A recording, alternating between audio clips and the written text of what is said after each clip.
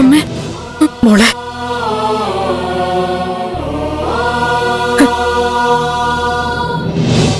നിങ്ങൾ എപ്പോ വന്നു? കുറച്ച് സമയമായി. അമ്മയെ കണ്ടിട്ട് പോവാന്ന് കരുതി. നിനക്കിപ്പോ എങ്ങനെയുണ്ട്? കുഴപ്പമില്ല അമ്മേ.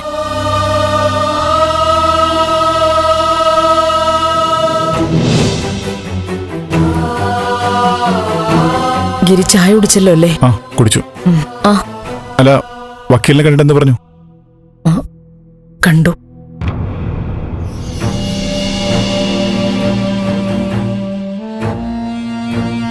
എന്തു പറഞ്ഞമ്മേ? അല്ല, നമുക്ക് മറ്റൊരു വക്കീലിനെ കൂടി നോക്കാം. എന്താ അമ്മേ, ഹരിയങ്ങൾ വിളിച്ച് പറഞ്ഞില്ലേ അദ്ദേഹത്തോട്? അതോ സംസാരിച്ചപ്പോ കേസ് ജയിക്കുന്ന കാര്യത്തില്? അല്ലല്ല, അതൊന്നുമല്ല. എന്താ അമ്മേ കാര്യം? സിദ്ധുവിനെ പുറത്തിറക്കുന്ന കാര്യത്തില് ചെയ്യാനുള്ളതെല്ലാം നമ്മൾ ചെയ്യണം. പക്ഷെ ഇവിടെ ഇപ്പോ എന്താ മാഡം, എന്താ കാര്യം എന്ന് പറയൂ. വക്കീലിന് അഡ്വാൻസ് തന്നെ 5 ലക്ഷം രൂപയാ.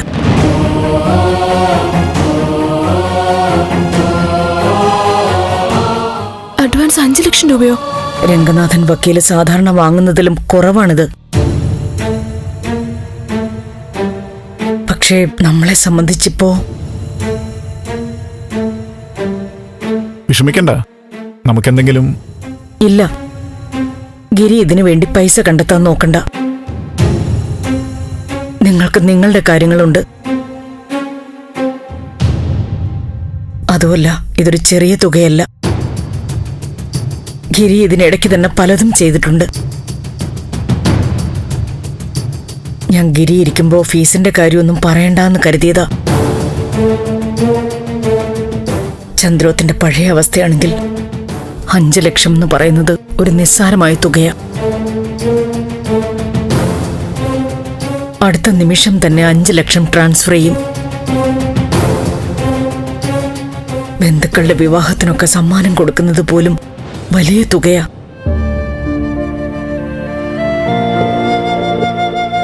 പൈസയുടെ വില മനസ്സിലാക്കുമെന്ന് പറയുമല്ലോ.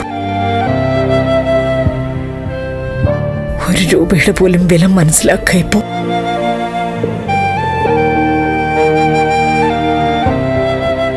സത്യം പറഞ്ഞ അഡ്വാൻസ് 5 ലക്ഷം ഒന്ന് കേട്ട നിമിഷം കണ്ണിൽ ഇരുട്ട് കയറുന്ന പോലൊരു തോന്നലായിരുന്നു.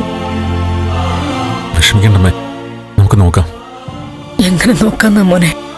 എന്തു നോക്കാന്നാ? ഏറ്റവും നല്ല വക്കീലിനെ വച്ച് തന്നെ സിദ്ധുവിന് വേണ്ടി കേസ് നടത്തേണ്ടതാ. പക്ഷെ ആഗ്രഹിച്ച മാത്രം മതിയോ? അവസ്ഥയും കൂടി ശരിയായി വരണ്ടേ?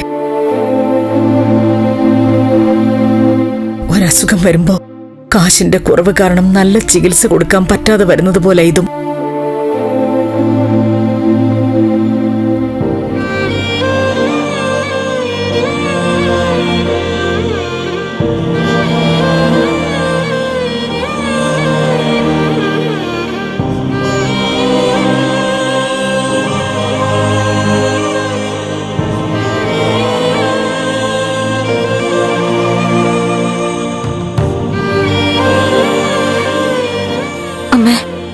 അമ്മ വിഷമിക്കണ്ട, എന്തെങ്കിലും വഴിയുണ്ടാവും. ആ ഒരു പ്രതീക്ഷയിൽ മുന്നോട്ട് പോവാം.